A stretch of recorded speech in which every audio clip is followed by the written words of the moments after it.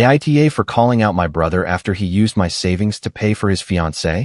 I'm Charlie, 31, and being Ryan's younger brother always came with an invisible job description. Stay calm, cover the gap, and don't embarrass the family. I was the one who remembered birthdays, answered the phone when my mom panicked, and kept an emergency fund because life has a way of testing people when they're least ready for it. I just never thought the emergency would be my own brother looking at that money like it already belonged to him. Ryan is 35, 4 years older than me, and he has always been what my mother called spirited. That word did a lot of heavy lifting in our family. It covered quitting things when they got hard, borrowing money and forgetting the borrowing part, making promises he had no plan to keep, and somehow turning every consequence into proof that life was harder for him than it was for everyone else. I was stable. Stable was never a compliment in my family. It was a job assignment. When Ryan got behind on something, Mom called me. When Dad didn't want to argue with him, he called me. When Ryan's plans collapsed, I was expected to nod, step in, and make sure the collapse didn't make too much noise. If I complained, I was told I was being cold. If I said no, I was told I didn't understand how fragile Ryan was. If Ryan cried, everybody moved toward him. If I got quiet, everybody assumed I was fine. That was the arrangement. Then Ryan met Madison. Madison was 29, pretty in a polished, careful way, and very aware of how things looked. She wasn't cruel when I first met her. She smiled a lot, complimented my mom's table settings, remembered everyone's coffee order, and took photos of small things like flowers on a kitchen counter or 2 wine glasses touching at the rim. But there was always a stage-light feeling around her, like she couldn't just live a moment unless it could be captioned. Ryan loved that. Or maybe he loved having someone worth performing for. Suddenly he was talking about weekend rentals, fancy dinners, ring consultations, a real future, and showing Madison what she deserved. Every time he said it, Mom's face softened like he had finally become the man she had been defending all these years. Your brother is really trying, she told me one afternoon over the phone. I hope so, I said. She heard doubt, even though I tried to keep it out of my voice. Don't do that, she said. Do what? Sound like you're waiting for him to fail.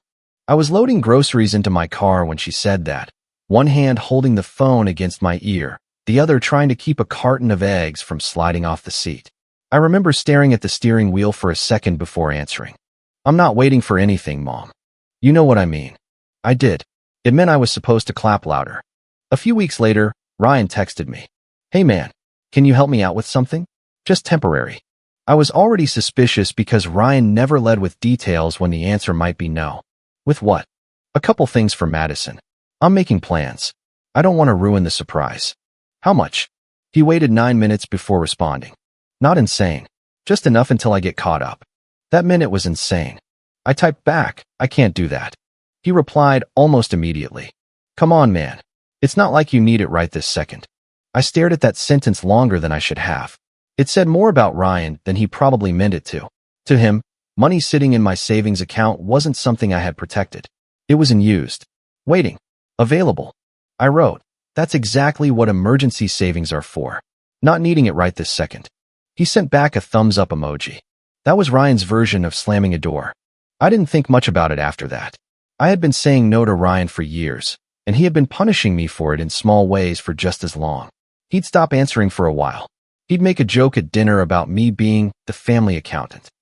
He'd tell Mom I had been short with him, and she'd call me with that tired sigh like I had kicked a dog. So when my bank app sent me a push alert a couple days later, I glanced at it and dismissed it because the wording looked like an internal transfer notification. I was in the middle of making dinner, something boring in a skillet, and the amount didn't fully register before I cleared the screen. I remember thinking I'd check it later. Later didn't happen until the engagement dinner. It wasn't officially called an engagement dinner at first. Ryan hadn't proposed yet, not publicly anyway, but everyone knew it was coming. Mom kept saying things like, when Ryan makes it official, and Madison kept posting pictures of her left hand wrapped around wine glasses, bracelets turned just right, ring finger conveniently visible. The dinner was at my parents' place. Mom had put out the good plates, which she only used when she wanted everyone to behave. Dad had the TV off, which meant he expected a conversation but didn't want to lead one. Aunt Denise was there too, sitting near the end of the table with the expression of a woman who had attended enough family meals to know where the exits were. Madison sat beside Ryan wearing a cream sweater and glossy lipstick, looking soft and wounded before anything even happened. Ryan had his arm around the back of her chair. He looked calm. Too calm. The meal started with normal things. Weather. Someone's new fence. A cousin's kid getting braces. Then Madison mentioned a weekend trip they were probably postponing because there had been some tension. Mom set down her fork. "Charlie," she said gently, "I really think it's time to stop punishing Ryan." I looked up, confused. For what?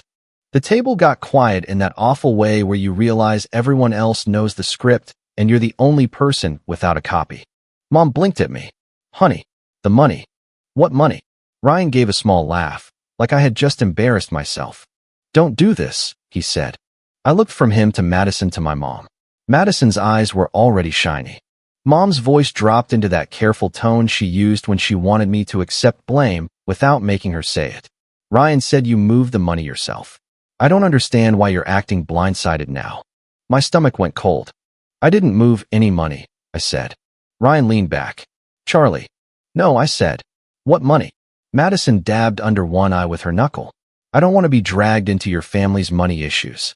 I almost laughed because the sentence made no sense. I had not said her name. I had barely said anything. Dad cleared his throat. "Maybe we should all calm down." Aunt Denise watched me carefully from across the table. Ryan sighed like a man pushed beyond patience. "You offered to help. Then you got weird about Madison. Now you're pretending you never said it because you can't stand seeing me happy. I never offered you money." "You always do this," Ryan said, his voice rising just enough to sound hurt, but not enough to sound aggressive. "You act like you're better than me, Charlie. Maybe this time people finally see who you really are." Several people shifted in their chairs. Forks hovered. Someone's phone buzzed against the table, and nobody picked it up. I looked at my mother.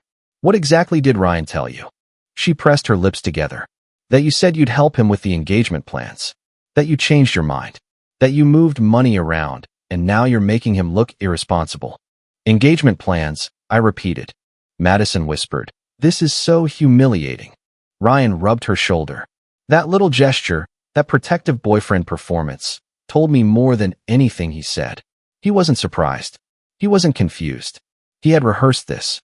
I could feel anger starting at the base of my neck, the kind that makes your hands feel too light. But I knew my family. If I raised my voice, Ryan would become the wounded one. If I accused him without proof, Mom would cry. Dad would say I had made it ugly. Madison would fold into herself and become the woman I had attacked during her special moment. So I put my napkin on the table. "I need to check something," I said. Ryan smirked. "Of course you do." I didn't answer him. I stood up, walked into the hallway, and opened my bank app. The loading screen felt like it took a full year. When the account opened, the number was wrong. Not a little wrong. Not a pending charge kind of wrong. A major piece of my emergency fund was gone, leaving behind a balance that made my chest tighten. I clicked the transaction history. There it was. A transfer. The date matched the day after Ryan's text. The destination wasn't named in a way that made it obvious, but the path was enough to make my stomach drop. It had gone through an external linked account I didn't recognize. I didn't scream. I just stood in my parents' hallway, staring at the number like the app might reload and become less real. Behind me, I heard Madison murmur something and Ryan answer softly. Then Mom said, "He's just upset." I looked back toward the dining room. They had known there was missing money before I did. That realization was almost worse than the transfer itself. I walked back in and picked up my keys. Mom looked alarmed. "Charlie, don't leave like this." "I'm going home." Ryan laughed under his breath. Typical. I looked at him. "Don't contact me unless it's in writing." His face twitched. Dad stood halfway. "Now hold on. Nobody needs to be sending screenshots around or making threats." "I didn't threaten anyone," I said. "I said writing." Madison's voice shook. "Ryan told me it was handled." I looked at her for 1 second too long. I bet he did. Then I left. By the time I got home, my phone was buzzing like a trapped insect. The family group chat had exploded. "Can everyone calm down? Charlie, Mom is crying. Ryan said you offered. Maybe this should stay private. This is embarrassing. Why would Ryan make that up?" One cousin wrote, "I get being upset, but you offered. Backing out now looks bad."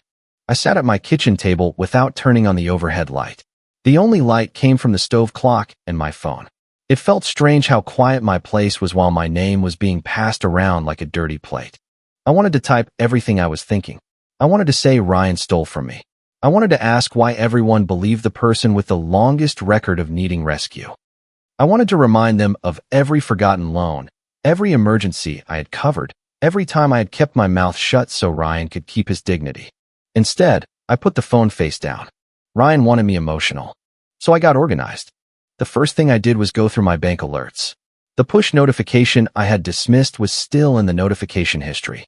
The transfer had been flagged as coming from a trusted device. That made my skin prickle because I had not used any other device to access that account. I checked my email next. Buried under promotional junk and routine statements was an account access notice from an old recovery email address. That address had been created years earlier when my family used one shared tablet for travel reservations, streaming accounts, and whatever else Mom didn't understand how to set up alone. I had forgotten it existed. Ryan apparently had not. I opened my bank security settings and found the device list. There it was. A tablet I hadn't touched in years. Last access, the day before the transfer.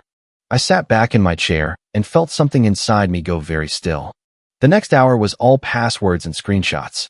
I changed my bank password, then my email, then the recovery email, then anything attached to either of them. I enabled two-factor authentication, removed every trusted device I didn't recognize, and saved confirmation emails in a new folder. Then I went back through my texts with Ryan. His request was still there. Come on, man. It's not like you need it right this second. My answer was clear. I can't do that. That's exactly what emergency savings are for. Not needing it right this second. No gray area. No family agreement. No, I'll think about it. I screenshotted the thread. Then I searched the group chat. Ryan had started planting the story before the dinner. A few days earlier, he had written, "Big things happening soon. Charlie said he'd help, but he's acting weird now. I don't know. I'm trying not to let it get to me." Mom had replied, "He'll calm down. Just focus on Madison." Another relative had put, "Charlie gets strange about money." Ryan had replied, "I know. I just thought he'd be happy for me for once." I read that line 3 times. For once. As if I had not spent half my adult life making sure his mistakes didn't land too hard. Around 10:30, Mom called. I let it ring. She called again. Then she texted, "Please pick up. This is hurting everyone." I wrote back, put it in writing. She didn't respond for 12 minutes. Then she called again. I didn't answer. Finally, she texted, "Can't we just write it down as a loan and move forward?" I stared at the message. That was the first real crack. I typed, "Mom, how did you know there was anything to write down?" The typing bubble appeared, disappeared, appeared again. She wrote, "Ryan told me you two had an arrangement." I replied, "I told Ryan no. I have the texts." No answer. The next morning, I called the bank from my kitchen table with a notebook open in front of me. My coffee went cold while I explained the situation to a representative who sounded calm in the way people sound when they spend all day hearing bad news. "You're saying this transfer was not authorized by you?" she asked. "Correct," I said. "I did not authorize it, and no one had permission to access that account." She asked about the trusted device. I explained the old tablet. She recommended I keep all password changes documented, preserve communications, and file a formal report for unauthorized activity. She gave me a case number. I wrote it down slowly. A case number made it feel real in a different way. Not family drama. Not Ryan being Ryan. Not something Mom could smooth over with a casserole and tears. Unauthorized access. After that, I stopped being useful. It wasn't dramatic at first. That was the point. When Dad texted asking if I could help cover a small annual subscription connected to a family account because things are tense right now, I wrote, "No." He replied, "This isn't the time to be petty." I wrote, "It's exactly the time to be unavailable." When Mom called because Ryan was too upset to talk to anyone, I didn't pick up. When Ryan texted, "You love this, don't you? You finally get to make me look bad," I screenshotted it and didn't respond. When Madison posted a photo from a dim restaurant with the caption, "Finally being treated right," I saved it. Not because I cared about her dinner, but because the date mattered. The post went up 2 days after the transfer. In the background, barely visible beside a candle, was a little black folder from a local venue rental place. I recognized the logo because Madison tagged the account in another story the next day. Then Evan messaged me. Evan was one of Ryan's friends, the kind of guy who floated around the edge of every event carrying folding chairs or cases of beer. I had never been close to him, but we were friendly enough. His message said, "Hey, I don't want to get in the middle, but Ryan's asking if I still have the quote from the photographer. Do you know if the weekend thing is off?" I stared at it. "What weekend thing?" He replied, "The rental. Engagement photos. Dinner after. I thought you knew." Ryan said family was helping. There it was again. Family. I asked him if he had dates. He sent me screenshots of a casual planning thread. Ryan had been pricing out a ring hold, a weekend rental deposit, an engagement photographer, and a private dinner. Nothing huge on its own, but together, it lined up almost perfectly with the missing money. Evan added, "I honestly thought your parents were helping." "Sorry, man." I believed him. Evan talked too freely because he thought details were harmless. This time, they weren't. That afternoon, Aunt Denise called. I almost didn't answer, but Denise had never been one of Ryan's automatic defenders. She had a soft spot for family peace, but she also had a low tolerance for being lied to. I answered. She didn't start with guilt. She said, "Do you have proof?" "Yes." Enough proof or angry proof? Despite everything, I almost smiled. "Enough." She exhaled. "Then don't argue in the group chat. They'll turn your tone into the issue." "I know. I warned your mother years ago that he'd do something serious if everyone kept rescuing him." That sentence hit harder than I expected. "What did she say?" "She said he just needed love." I looked at the folder on my laptop where I had started saving everything. Apparently, he needed my savings too. Denise was quiet for a moment. Then she said, "Make a timeline. People who don't want truth will hide in confusion." So I made a timeline. I put every piece in order. Ryan's money request. My refusal. The old tablet login. The transfer. Madison's restaurant post. The venue deposit date from Evan's screenshot. Ryan's group chat message saying I had offered. Mom's reply saying I would calm down. Her private text asking to treat it as a loan. The bank case number. Then another piece arrived. It came from a cousin who didn't want to be named. That was how they put it, like we were in a political scandal instead of a family argument over stolen money. "I don't want drama," they texted, but this made me uncomfortable. They sent a screenshot of a message Madison had posted in a smaller chat with a few relatives and friends. Ryan said it's basically family money anyway. If Charlie makes noise, his mom will handle him. I read it once. Then again. Then I set my phone down and walked away from it because I could feel my anger becoming something sharp. Family money. His mom will handle him. Not, Ryan said. Charlie agreed. Not, I hope this is okay. Not, I'm worried there's a misunderstanding. She knew enough to know there might be noise. She knew enough to expect my mother to silence it. That was the moment the whole thing snapped into focus. Ryan had not panicked after stealing from me. He had prepared the room before I walked into it. He told Madison it was family money. He told Mom I would calm down. He told the group chat I had offered and changed my mind. He gave everyone a role before I even knew there was a play. And Mom had accepted hers. 2 days later, she came to my door. I saw her through the peephole, standing on my step with a grocery bag in one hand. That was Mom's peace offering. Food. Always food. Lasagna when Ryan wrecked Dad's car years earlier. Banana bread when he disappeared for 3 days after a breakup. Soup when I got mad about a loan he never repaid. I opened the door, but didn't move aside. Her face crumpled a little. "Can I come in?" "Not today." "Charlie, say what you need to say here." She looked down at the bag. "I brought you dinner." "I have food." Her eyes filled. "Why are you being like this?" I almost let that question pull me into the old pattern. Defend my tone. Soften my face. Reassure her that I wasn't mad at her, not really, because my anger scared her and her fear usually became my responsibility. But this time I said, because money was taken from my account and you're more worried about Ryan being embarrassed than me being robbed. She flinched. "Don't use that word." "Which one?" "Rob. That's the word that fits." She lowered her voice even though no one was nearby. "Your brother has been doing so well. I didn't want this to set him back." I stared at her. "Did you give him access information?" She looked away. My chest tightened.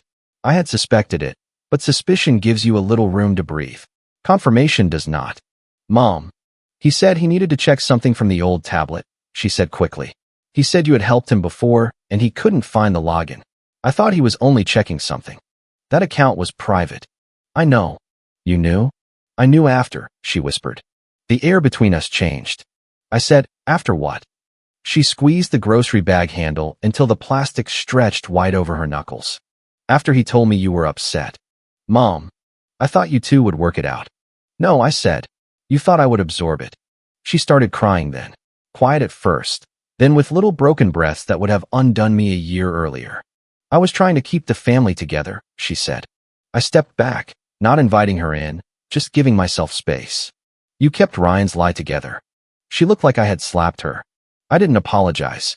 Charlie, you know Ryan doesn't handle shame well. And I do. That's not what I mean. It is what you mean. You just don't like how it sounds when I say it back. She hugged the grocery bag to her chest. What do you want from us? Documentation. Repayment. Honesty. We can talk about that as a family. No more phone calls about money. Put it in writing. She shook her head like I had become someone she didn't recognize. Maybe I had. A few days after that, Dad texted me. Your mother wants everyone at dinner Sunday to clear the air. I wrote, will Ryan be there? Yes. Madison? Probably. Aunt Denise? Yes. I looked at the folder on my desk. By then it was no longer just digital.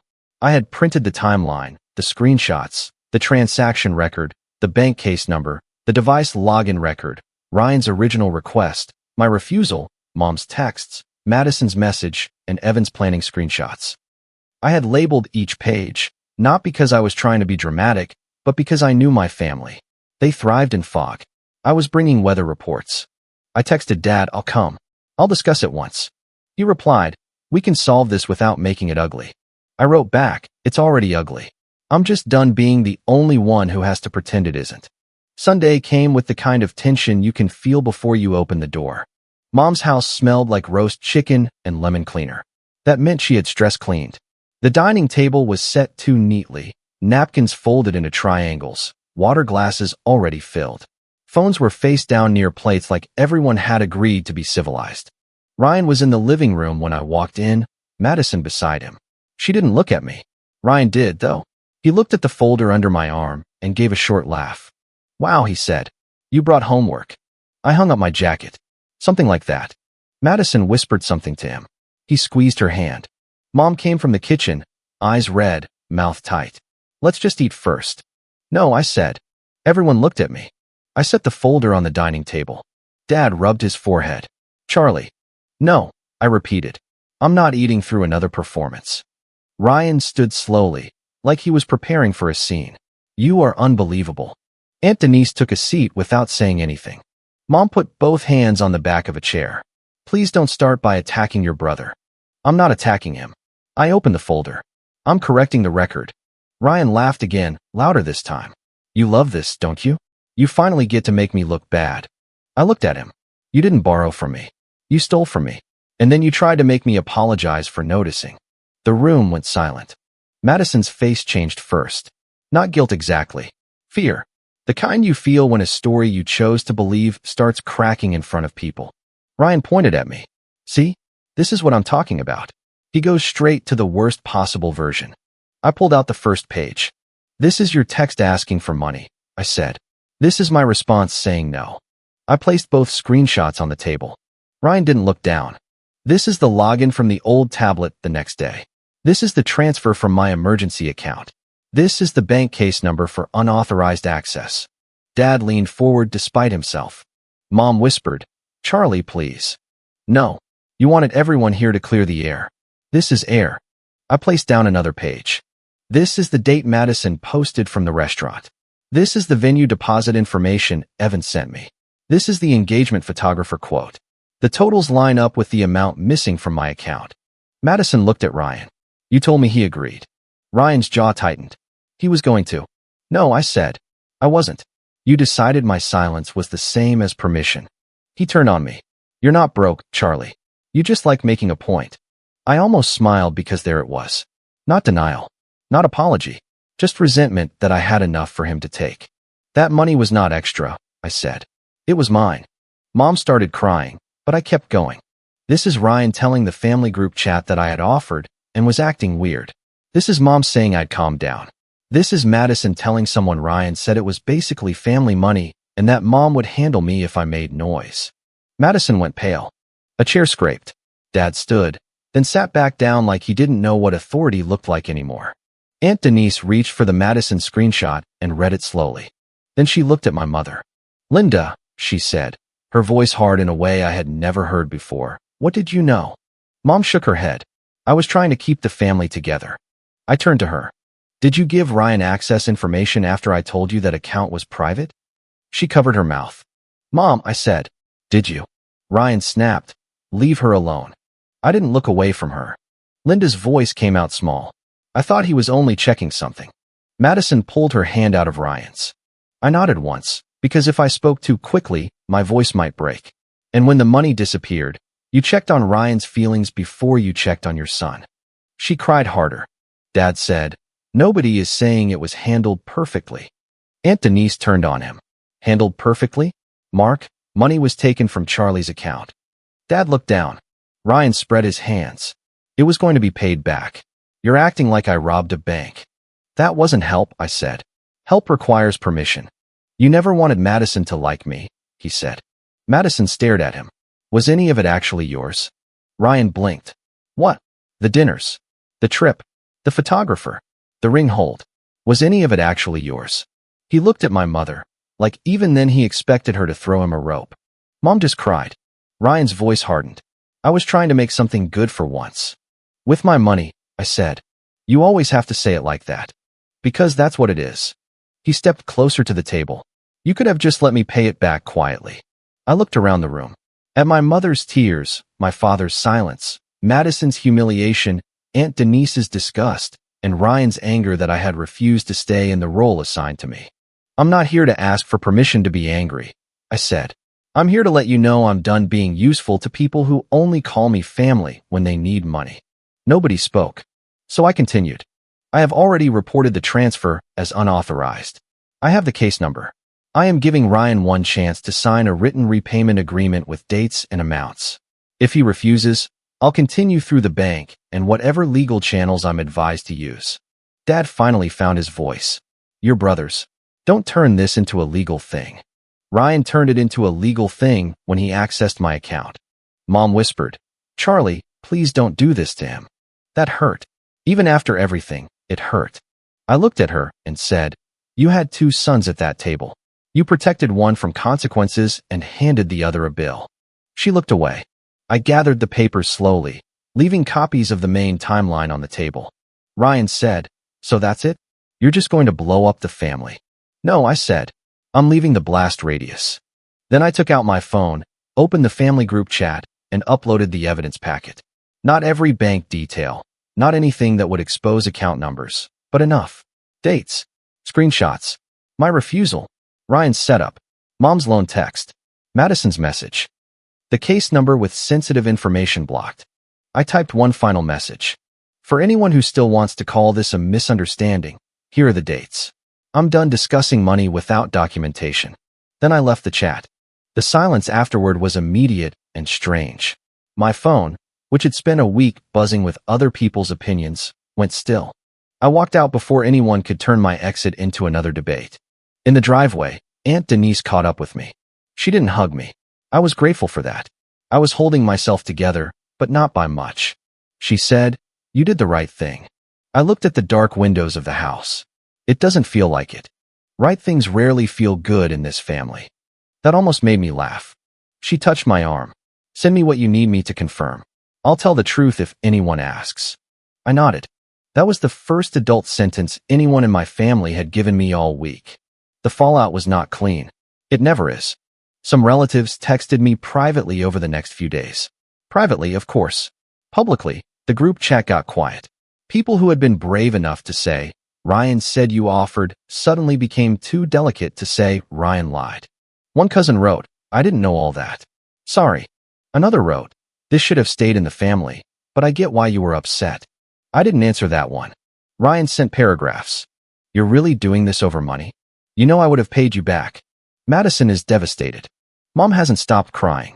"You got what you wanted." I responded once. "Written repayment agreement by Friday." No phone calls. He wrote, "You're insane. I screenshotted it.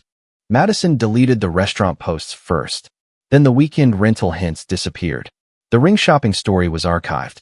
Her caption about finally being treated right vanished like it had never existed. A week later, Evan told me Ryan had canceled the photographer and lost part of the deposit. The weekend rental was refunded only partially. The ring hold was gone. Ryan was trying to sell a watch and some electronics, telling people he needed to free up cash. Madison called me once from a number I didn't recognize. I almost didn't answer. When I did, she sounded smaller than she had at dinner. Ryan told me you agreed, she said. I know what he told you. I didn't know he took it like that. I leaned against my kitchen counter. But you knew enough to say my mom would handle me if I made noise. She was quiet. That was a bad message, she said finally. It was an honest one. She exhaled shakily. I wanted to believe him. I'm not the person you need to explain that to. He made me look stupid in front of everyone. I didn't say what I thought, which was that she had helped to make me look dishonest in front of everyone. Instead, I said, Ryan chose what he did. You chose what you didn't question. She didn't argue. 2 days before the deadline, Dad asked to meet me for coffee. I said no and told him to text what he needed.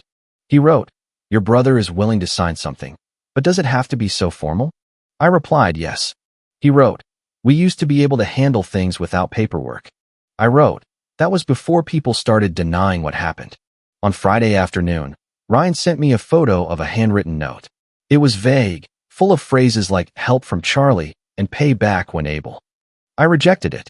He called me 7 times. I didn't answer. Then I sent him a simple written agreement. Amount. Dates. First payment due immediately. Monthly payments after that. No language calling it a gift. No language calling it family help. No pretending I had agreed in advance. Just repayment for unauthorized use of funds. He replied, you want me to admit I stole? I wrote, I want you to tell the truth in writing. Hours passed. Then he signed it. The first payment came through the next morning. It wasn't enough to repair the damage, not financially and definitely not emotionally. But it was the first time Ryan had ever paid me back without Mom standing nearby telling me to be patient. I kept the bank report active. I sent the agreement where it needed to go and saved copies in 3 places. I kept every conversation in writing. When Mom called, I let it go to voicemail. When she texted, I answered only if the message contained something specific. The first voicemail she left after Ryan signed was 3 minutes long. She cried through most of it. I just want my boys back, she said near the end. I listened to it once.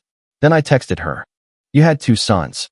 You protected one from consequences and asked the other to disappear inside the word family. I'm willing to talk after you can acknowledge that without asking me to comfort you. She didn't respond for 2 days. When she finally did, she wrote, I made mistakes. That was something. Not enough, but something. I replied, I need more than that before we talk in person. She sent, I gave Ryan information I should not have given him. I believed him when I wanted to believe him. I knew there was a problem, and I tried to make you absorb it. I'm sorry. I sat with that message for a long time. Part of me wanted to accept it immediately because I missed the idea of my mother. Not the one who handed Ryan a rope made out of my bank account, but the one who packed extra sandwiches on road trips and saved every birthday card I made as a kid.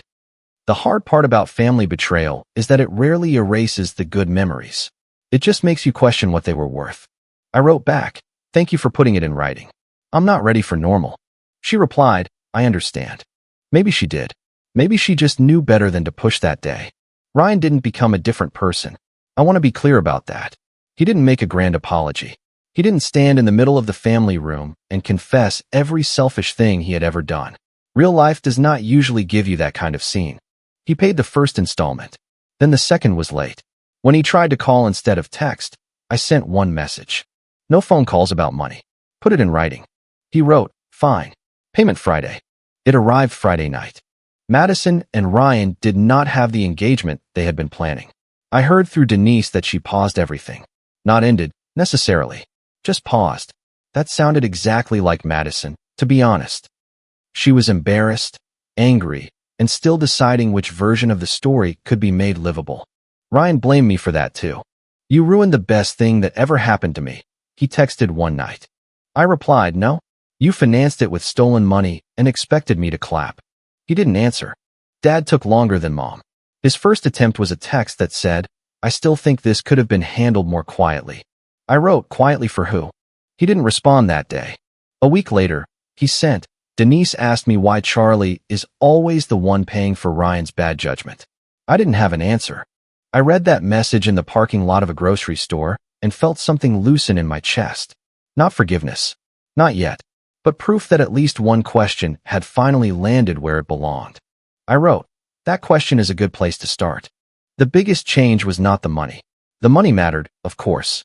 I had built that emergency fund slowly, saying no to things I wanted so I could survive things I didn't expect. Losing part of it shook me in a way I still don't think my family fully understands.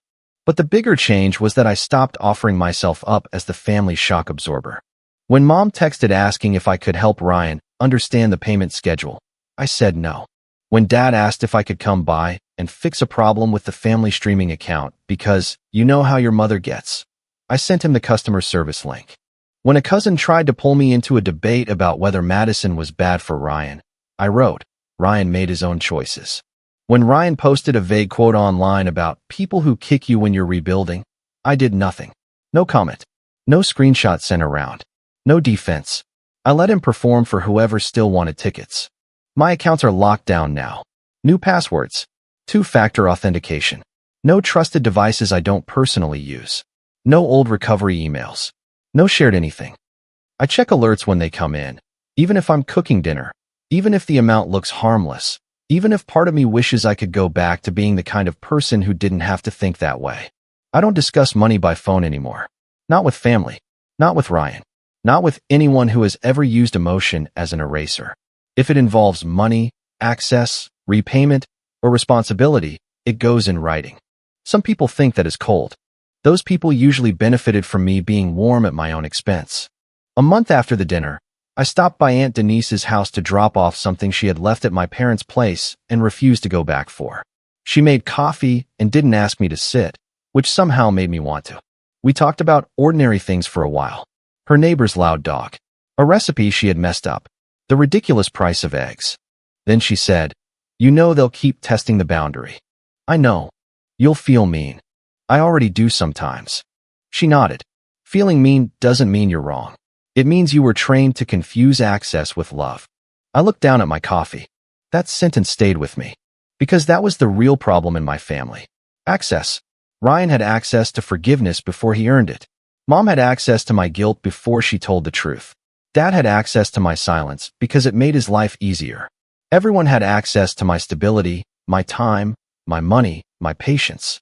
And when I finally put a lock on one door, they acted like I had burned down the house. I didn't get every dollar back immediately. I'm still getting payments. Some arrive on time. Some arrive after one reminder. The agreement gives me options if Ryan stops, and I will use them if I have to. That is not a threat. It is a boundary with paperwork. I have limited contact with my parents. Mom is trying, in a cautious, uncomfortable way. She sends fewer dramatic messages now. Sometimes she starts to write something guilt-heavy and then catches herself. I can tell because I'll get a long typing bubble, then nothing, then a shorter message that says, I hope you're doing okay. Dad still hates conflict, but he has stopped telling me to let it go. That is his version of progress. Ryan and I do not have a relationship right now beyond repayment messages. I don't know what we will have later. Maybe nothing. Maybe something smaller, stricter, less convenient for him. But the old version is gone. The version where he could take, and I could not name it. The version where Mom could cry, and I would hand her my anger to make her more comfortable. The version where Dad could call silence peace. The version where family meant everyone got to vote on whether I was allowed to protect myself. A few nights ago, the first larger repayment cleared. I opened my bank app and watched the balance move in the right direction for once. The number was still not where it should have been, but it was real. Documented. Mine. I sat there for a minute in the quiet, the same kitchen table where I had first stared at the missing money. Only this time my phone wasn't buzzing. No group chat. No accusations. No one telling me Mom was crying, or Ryan was fragile, or Madison was embarrassed. Just silence. I used to think silence meant something bad was waiting. Now it feels like space. I didn't lose my family that night. I lost the version of them that only existed when I was paying the cost. What remains is smaller, more honest, and a lot less comfortable for people who liked me better when I was easy. That is fine. Peace that requires one person to lose money, reputation, and a voice is not peace. It is control wearing a nicer shirt. I'm done translating theft into family language. And nobody gets to call my savings family money again. If you liked it, don't forget to leave a comment and support the channel by subscribing. See you in the upcoming stories.